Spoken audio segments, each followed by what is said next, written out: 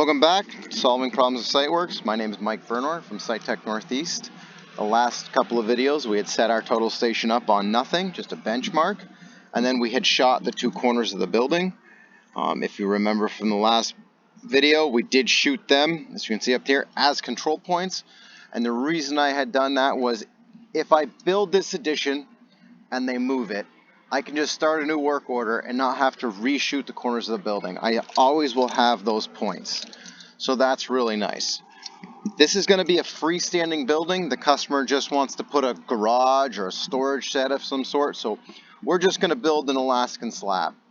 What's nice about building the Alaskan slab is we can just literally build top of stone. We don't have to build all the walls. So first thing I want to do is I'm going to hit my hamburger menu.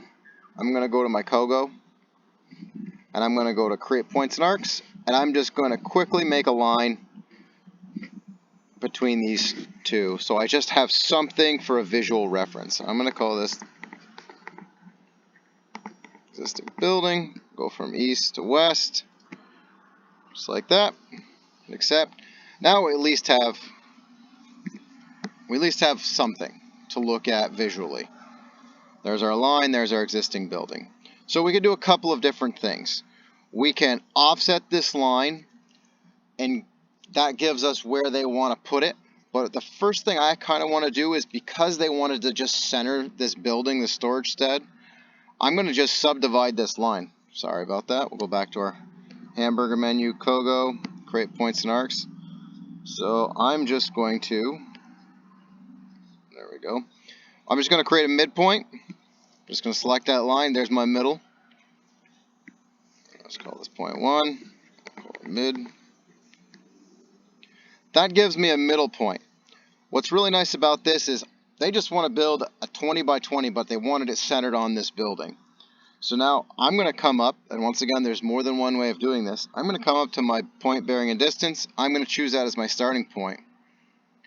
And I'm going to come over to here, to that. I'm going to come over 20 feet. That gives us the distance they were looking for. And I'm just going to hit accept. And I'm just going to leave it as mid again. Right, so now we just have a middle point. Right, and then we could just go around. What are we going to do though? We're going to go 10 feet. And I'm actually going to create this as a line. So we're going to go 10. I'm going to call new.